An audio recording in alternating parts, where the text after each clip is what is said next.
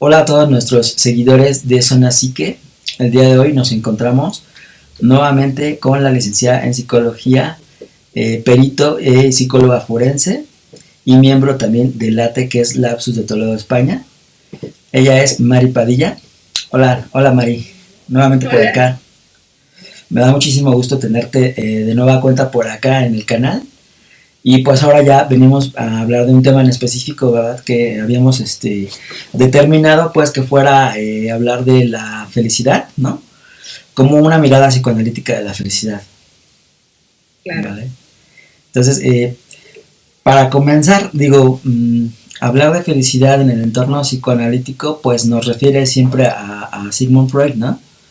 Con el malestar en la cultura, básicamente. Que, bueno, esta para mí es una obra magistral, ¿no? Que aporta muchísimo a este tema y en el cual pues inclusive Freud, ¿no? Nos dice, nosotros tenemos pulsiones, ¿no?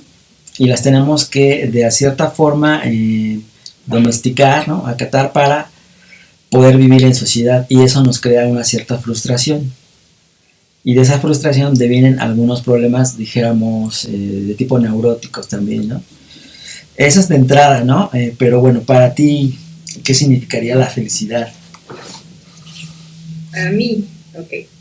Sabemos qué significa para Freud. Para mí, la felicidad sería como estos breves momentos donde la vida parece acomodarse y te producen gran placer, pero también el conocimiento de que son breves momentos de la vida que parece que todo se acomoda y producen gran placer. Y luego otra vez la vida se desbarata y volvemos a la lucha. Claro. Este, Es como un ir y venir, ¿no? Un vaivén. sí, exacto. El, Cuando vamos creciendo y cuando estamos apenas creciendo y demás, tenemos como más bien este ideal de que la felicidad tiene que ser algo perpetuo y constante y que no nos debe de faltar y tenemos que siempre estar persiguiendo tenerla, y al final de cuentas infinidad de gente se amarga la existencia o no disfruta esos efímeros momentos. Exacto. Por es que no fue es que no permaneció, es que no estuvo, pero es que es algo que realmente, si lo vamos madurando, si lo vamos aterrizando, una cosa es felicidad y otra cosa es alegría. O sea, una persona puede manejarse en cierto nivel de alegría. Claro. Pero eso no quiere decir que las cosas le están saliendo específica y exactamente y concretamente como quiere. Como quiere. Sino que está reaccionando de la mejor manera que puede a las cosas. Eso no quiere decir que he permitido, ¿cómo decirlo?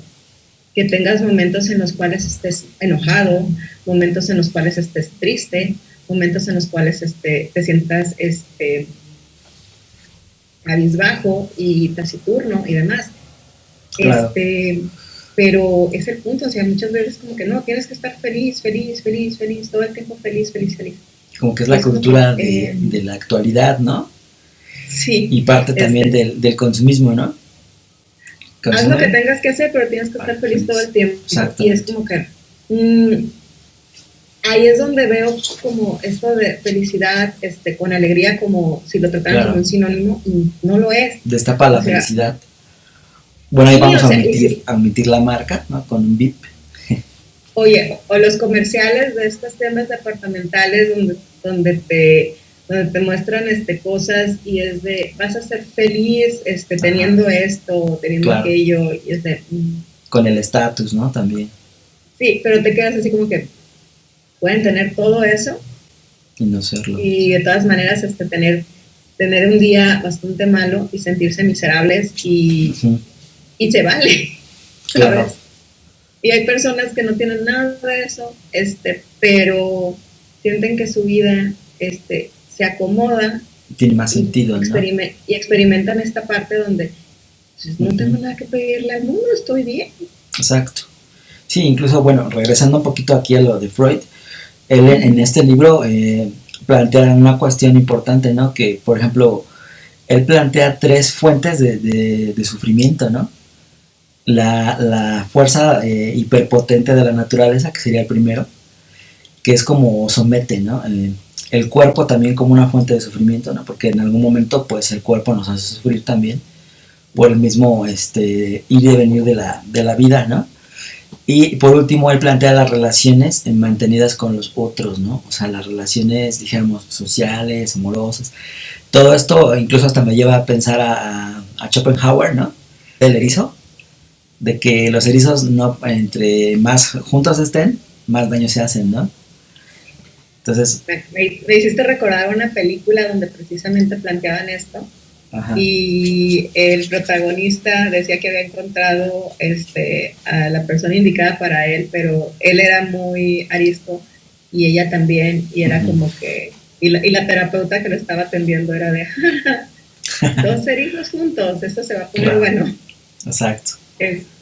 Sí, es que creo que aquí tiene mucho que ver y está íntimamente relacionado esto que menciona Freud, con el hecho de la tolerancia a la frustración. Exacto. O sea, todas las personas tenemos que pasar por momentos en los cuales Uh-huh.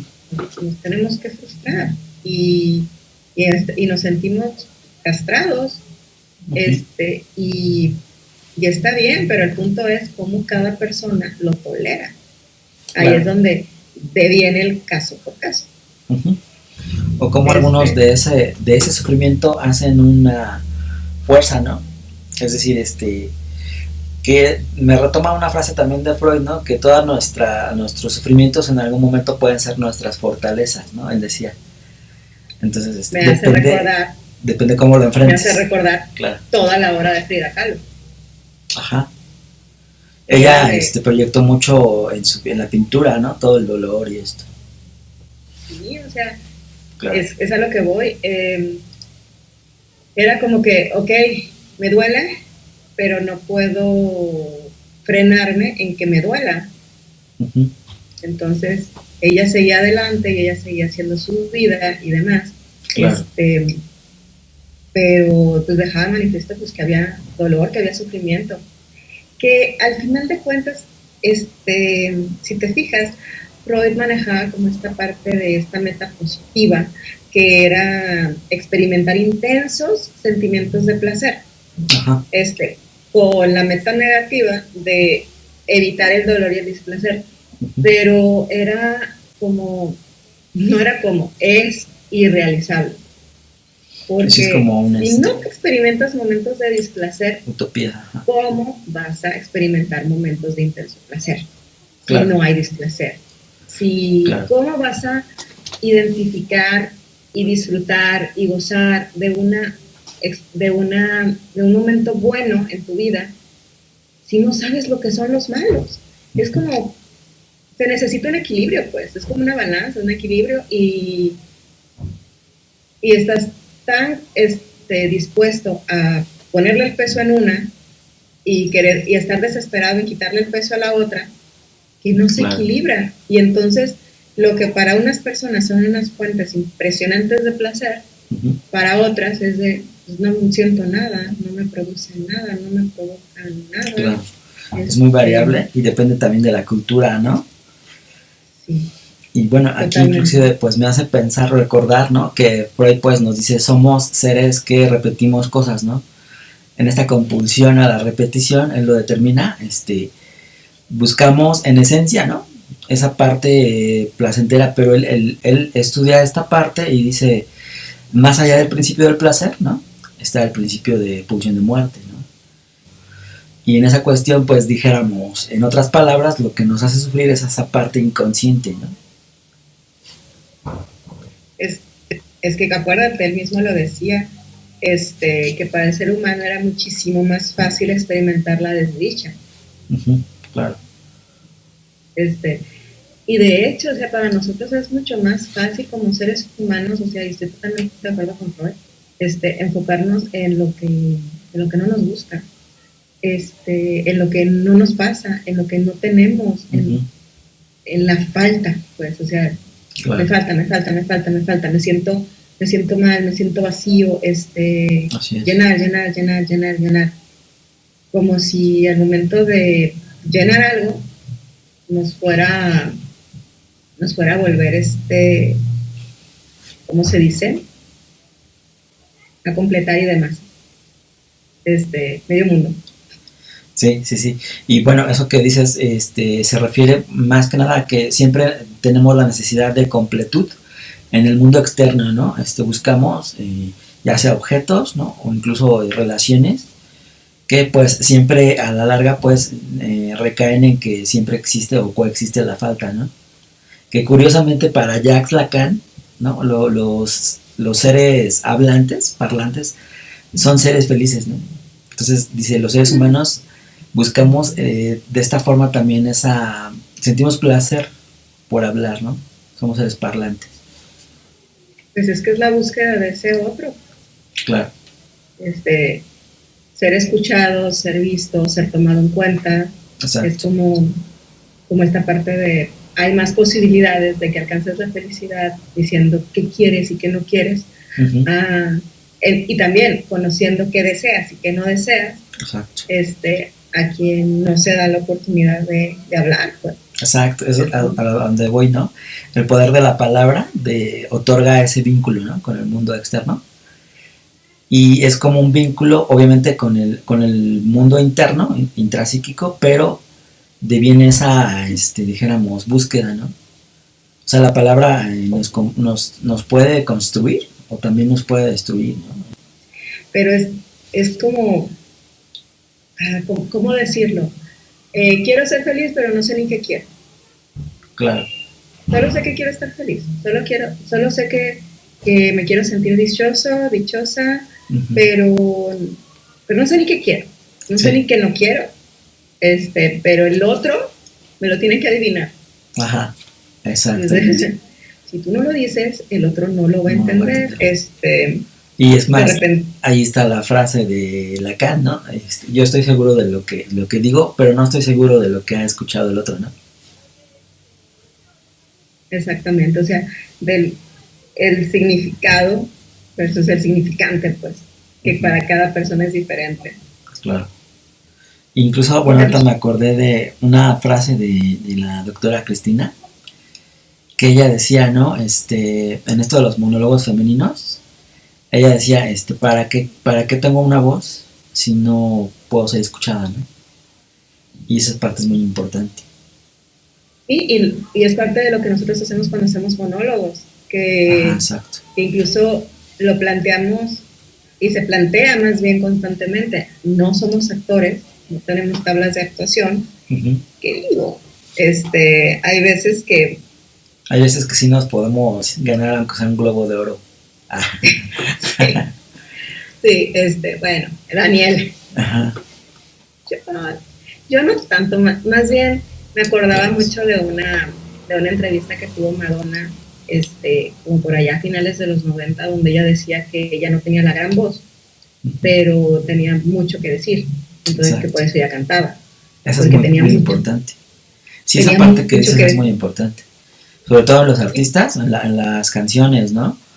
Ahorita me hiciste recordar un poquito a una entrevista a The Cure, a Robert Smith, donde le preguntaban, ¿cuándo va a ser tu próximo disco, no? Y él decía, mi próximo disco va a ser cuando tenga algo que decir. Entonces dices, wow, ¿no? Esas respuestas te dejan sin palabras. Sí, exacto. Entonces, precisamente, o sea, los monólogos, lo que hacemos es dar voz a personas que en su momento tuvieron ese poco que decir, exacto. Pero desde la lectura que cada persona que lo está interpretando lo hace. Claro, y aquí con el fundamento psicoanalítico también, ¿no? Porque la doctora Cristina aporta mucho a través de los monólogos, porque bien dices, es darle la voz a alguien que ya no la tiene, pero que en su momento habló y dijo, ¿no? Y expresó. Y esta situación hace que al revivir la palabra, muchos se identifiquen con ello, ¿no? Sí, te va haciendo lógica, Ajá. te va haciendo lógica. Entonces, eso es lo interesante, que te va haciendo lógica. Uh-huh. Y está muy bien. Y es por eso difícil de entender un poquito al principio los monólogos, ¿no? Del por qué lo hacen y todo eso. Y bueno, alguna vez con una entrevista de la doctora, yo le decía, es muy similar a lo que hacían los griegos, ¿no? O sea, esta parte de hablar en público, ¿no? Mostrar un personaje como si fuera un teatro, pero los griegos lo hacían también con una enseñanza, ¿no? Y sí. Digo, me recuerda muchísimo a los griegos esa parte. Ay, sí, de hecho, un amigo me platicaba de los pasos muertos, que los griegos van caminando, Uh-huh. bueno, los griegos de la antigua Grecia, que claro, iban caminando sin llegar a un lugar específico, pero iban hablando mientras iban caminando, iban desarrollando como las ideas y demás. Ajá, y que eran las pláticas de los pasos muertos. Muy interesante. Pues ojalá hablemos en alguna otra ocasión sobre esa parte, ¿no? Porque de los griegos hay un montón de cosas, ¿no? Los ritos de Eleusis, que para mí son uno de los más grandes misterios de los griegos, ¿no? De cómo ellos tenían lo sagrado, pero también esta significación de lo sagrado en el cuerpo, ¿no? Sí, pues es que no por nada es de las, digamos, culturas base, pues. Sí, sí, de hecho. Que fue como que desarrollando todo lo demás y la mitología griega, lo mucho que ha ayudado a que el psicoanálisis le diera lógica,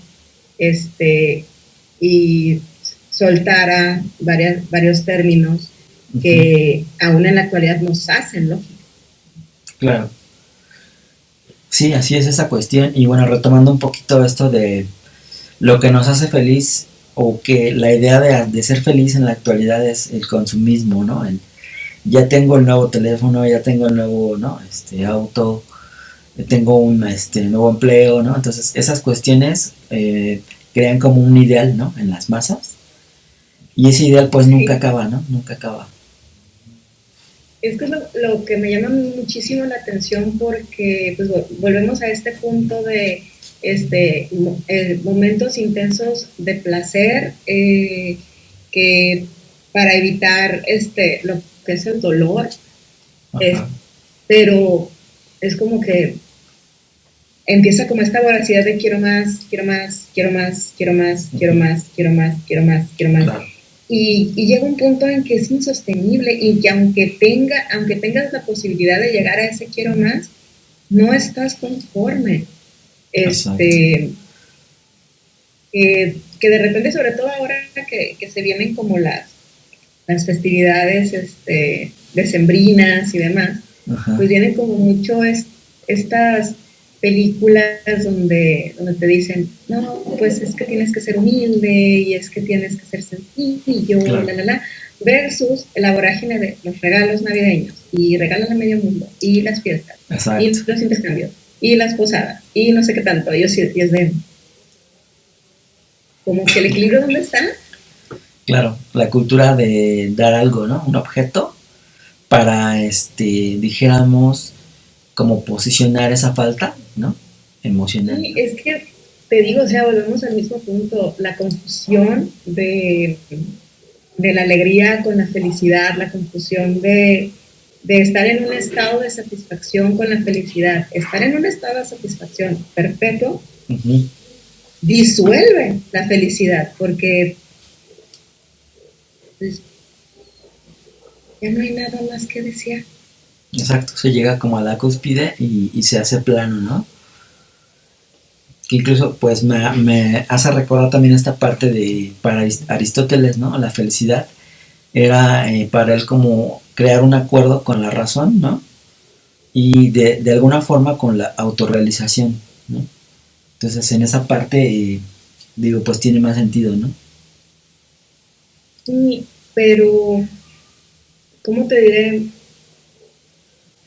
A mí me parece que cuando el ser humano está en este estado de conocimiento de que disfruta el momento que te sientas dichoso, porque no todo el tiempo va a ser así, este, estate consciente que la felicidad no es perpetua, estate consciente que, que la felicidad igual viene de algo interno, Uh-huh. viene de algo interno, pero sobre todo viene del autoconocimiento, porque por ahí, no me acuerdo específicamente quién lo decía, pero creo que fue Albert Einstein, pero no estoy muy segura, así que no puedo decir específicamente que la cita viene de él, Ajá. que decía que la gente, entre más sabía, más infeliz era. Ah, ya. Sí, esa Entonces, parte, bueno, yo lo tengo mande, identificado como a Charles Bukowski, ¿no? Esa frase, pero por eso te que digo, o sea, entre lo más leí sabes, por más ahí y pues infeliz eres, ¿no? Porque conoces más. Sí. sí, pero aquí viene la parte donde en el psicoanálisis es tan importante, porque, porque dirías, bueno, pues entonces un analizante va a ser infeliz, porque el analizante en sí, pues busca conocerse, entonces busca conocimiento, y si hay conocimiento, pues va a haber infelicidad. Si Uh-huh. siguiéramos como que esa línea, ese supuesto. Uh-huh.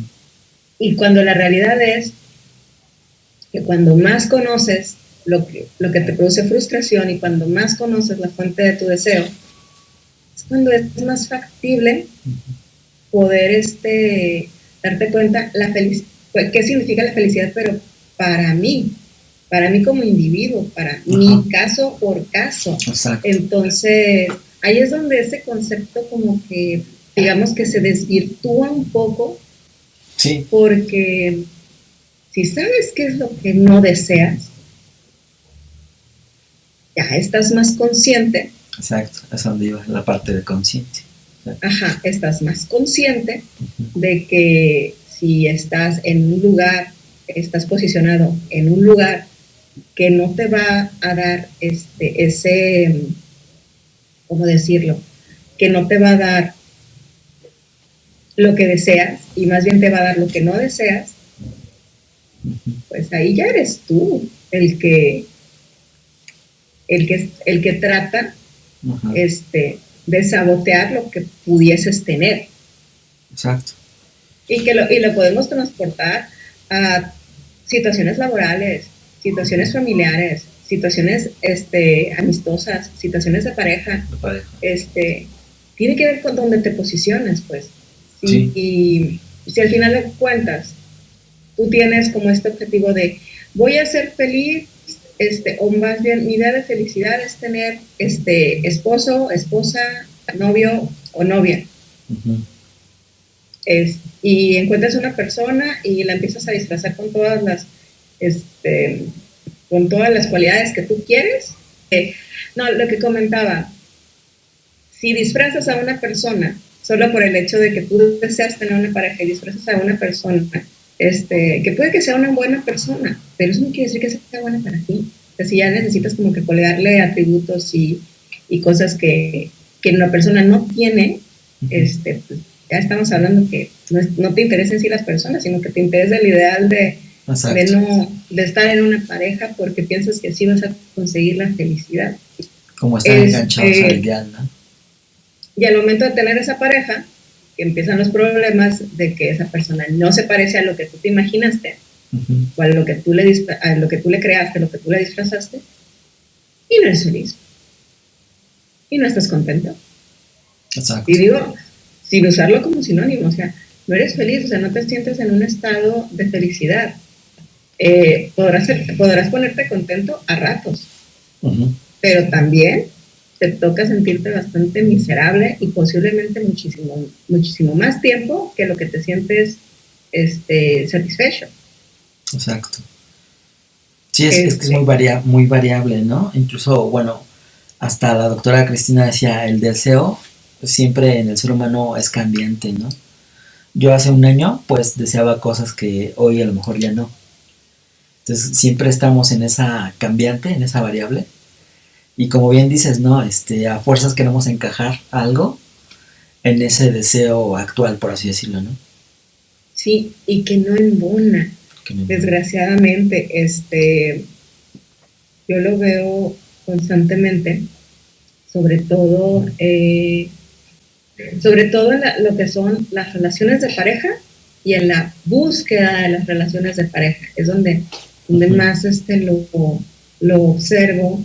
Este, ya lo habíamos comentado, los tiempos modernos pues han traído herramientas modernas que se supone que nos dan más acceso e interacción con otros seres humanos, Ujú.